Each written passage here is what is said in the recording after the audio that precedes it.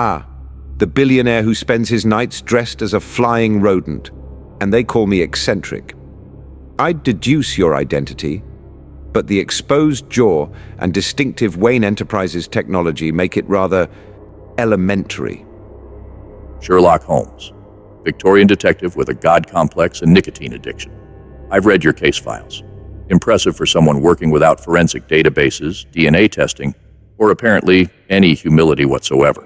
Humility is inefficient when one is consistently correct. Speaking of inefficiency, your costume. The cape creates drag, the ears are unnecessary targets, and the bat insignia on your chest practically screams, "Aim here." For someone supposedly utilizing fear, you've made yourself quite the theatrical target. Though I suppose that's the point, isn't it? Drawing attention while your mind works several steps behind the costume.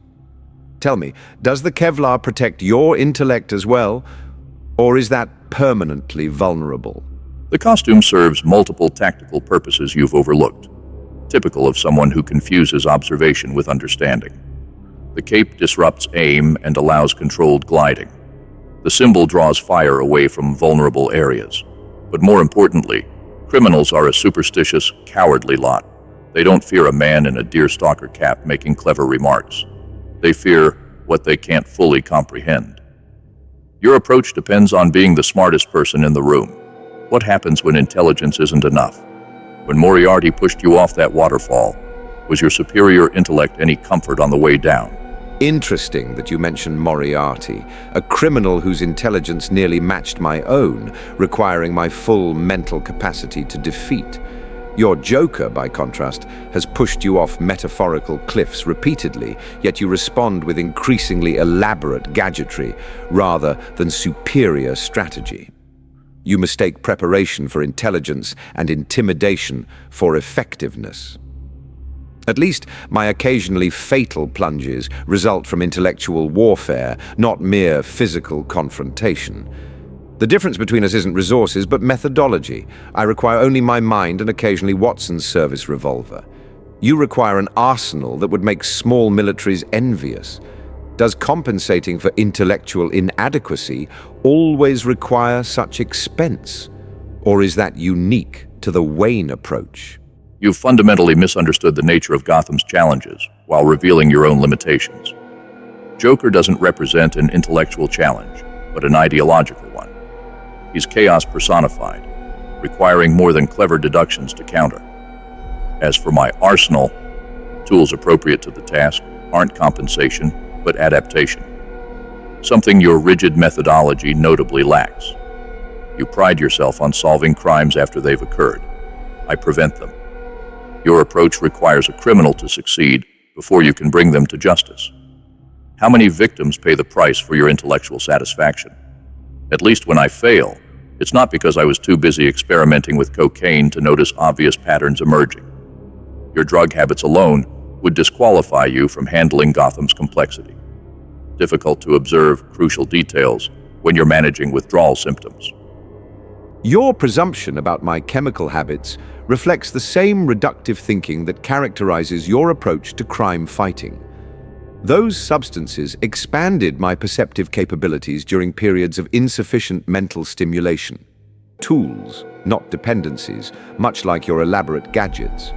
And while you claim to prevent crimes, Gotham's recidivism rates suggest otherwise. Your rogues gallery returns with metronomic regularity, doesn't it? Arkham's revolving door spins prisoners back onto streets faster than you can punch them into submission. My criminals, once caught, generally stay imprisoned. Perhaps if you invested less in punching technology and more in structural reforms to Gotham's laughably inadequate criminal justice system, you might achieve more permanent results.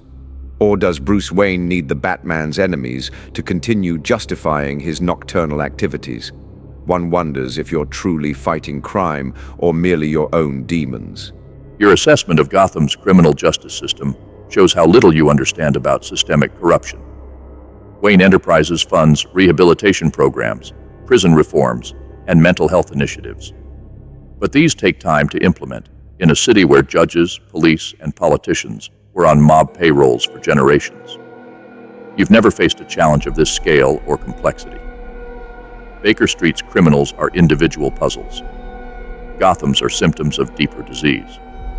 As for my demons, at least I acknowledge mine. You deflect any mention of your own psychology with intellectual sophistry. Your cocaine wasn't a tool, but a coping mechanism for a mind that cannot tolerate boredom. A mind so dependent on external stimulation that it turns to chemicals when cases don't present themselves.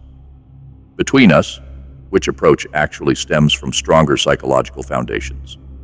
My channeling of trauma into protective action, or your desperate fleeing from your own consciousness when unstimulated?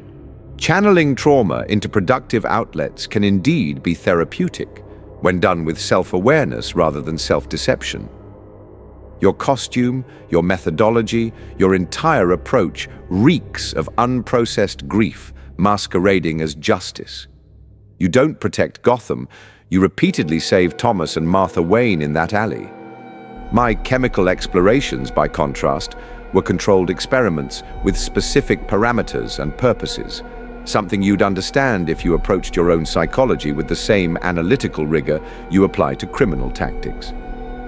Speaking of tactics, your dependence on fear as a primary tool reveals much about your own fears. You terrify others because, fundamentally, you remain that terrified child watching his parents die. The difference between us isn't just methodological but emotional. I solve crimes from intellectual interest while maintaining appropriate professional distance. You're emotionally entangled with Gotham to the point where objectivity becomes impossible. Tell me, have you ever considered that your presence actually escalates the very criminal behaviors you claim to fight? Professional distance is a luxury Gotham can't afford, and a shield you hide behind to avoid genuine connection. You keep Watson at arm's length despite his loyalty. You alienated your brother despite his capabilities. You treat everyone as either intellectual inferiors or puzzles to solve. At least I've built genuine relationships with Alfred, Gordon, the Robins, the Justice League. Yes, my childhood trauma informed my mission, but I've grown beyond that initial motivation. Have you evolved at all since your first case? Or are you still the same isolated intellectual, viewing human suffering as merely interesting puzzles to alleviate your boredom? As for escalation, perhaps there's truth there, but consider the alternative. Without Batman, Gotham would still have corruption and crime, but no counterbalance, no symbol of justice. You criticize my emotional investment while offering no viable alternative for a city systematically betrayed by its institutions. It's easy to judge from London's orderly streets. Try maintaining professional distance when the entire system is designed to crush those without power. Your point about systematic corruption demonstrates precisely why our approaches differ by necessity rather than superiority. London's criminal element operated within relatively functional social structures. Gotham's operates despite or because of dysfunctional ones. However, your assumption about my emotional detachment reveals your own investigative limitations. I maintain analytical distance not from fear of connection, but because emotional entanglement clouds judgment, something your infatuation with Catwoman has repeatedly demonstrated. As for relationships, yes, I keep Watson at a certain distance, but our partnership functions precisely because of mutual respect for boundaries. Your partnerships inevitably end in disillusionment or tragedy. How many Robins have walked away? How many allies have been broken or killed because of their connection to you? Your emotional investments don't enhance your effectiveness. They create vulnerabilities that your enemies routinely exploit. Is it truly heroism when those closest to you bear the cost of your crusade? You've touched on something important, the cost of our respective approaches to those around us. Watson has endured your arrogance, your mood swings, your disappearances, and your apparent death. He's suffered for your methods, as surely as my allies have for mine. The difference is, I acknowledge that cost. I train my partners, equip them, try to prepare them for the risks they choose to take. You drag Watson into danger with minimal preparation beyond your own certainty that you'll devise a solution in time. As for Catwoman, yes, that relationship has created complications, but also growth. When was the last time you allowed yourself to evolve, Holmes? To genuinely learn from another person? Your approach calcified long ago into rigid methodology. I've adapted continuously to new threats, new allies, new understandings of justice. Perhaps that's the fundamental difference between us. I recognize that fighting for justice requires constant evolution, while you believe you perfected your methods in Victorian London and need never question them again. The detective and the bat, both seeking order in chaos through wildly different means.